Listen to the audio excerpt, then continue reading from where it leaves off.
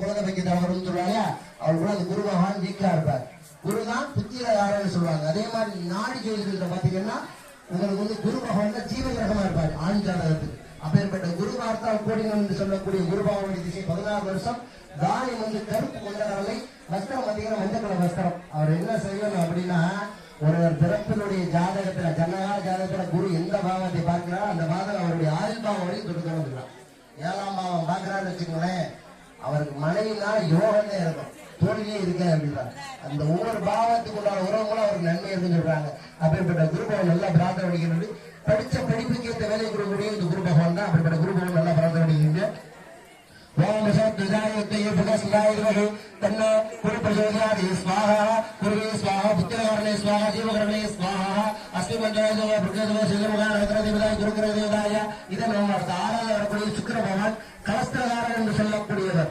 மனைவி என்ற உறவை கொடுக்கக்கூடியவர் யாருன்னா இந்த சுக்கிர பகவான் தான். களத்துல தோஷத்தை நிர்ணயம் பண்ணக்கூடிய யாருன்னா இந்த சுக்கிர பகவான் தான் நிர்ணயம் சொல்றாங்க. அப்பேற்பட்ட சுக்கிரன் பிறக்கும்படி ஒரு குழந்தை பரணி பூர பூராள் ஆகிய நட்சத்திரத்தில் பிறந்தால் சுக்கிரன் திசையில பிறக்கும். குட்டி சுக்கிரன் குடும்பத்திற்கு ஆகாது. அதுவும் குட்டி சுக்கிரன் திசையில கேது திசையில பிறந்தால் கண்டிப்பா குடும்பத்துக்கு ஆகாது அப்படின்றாங்க. சுக்கிர திசையில கேது புத்தி நடக்கும்போது ஒரு குழந்தை பிறக்க கூடாது அப்படின்னு சொல்றாங்க.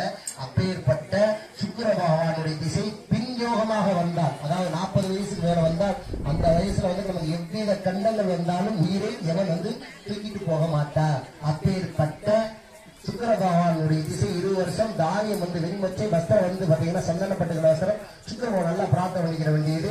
யோகாதிக்கத்தோட இருக்கணும், நல்லா பிரார்த்தனை. அதே மாதிரி லட்சுமி கடாச்சோட இருக்கணும், நல்லா பிரார்த்தனை பண்ணிக்கிற வேண்டியது.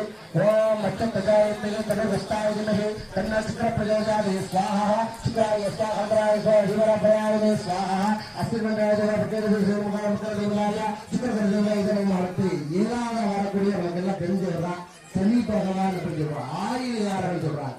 நம்மளுடைய ஆயுள ஃபுல்லா நிர்ணயம் பண்ற இத்தனை வயசு வரைக்கும் தான் வாழணும் அப்படின்னு நிர்ணயம் பண்ண யாரும் சனி பகவான் நிர்ணயம் பண்ணுவான்னு சொல்லுவாங்க.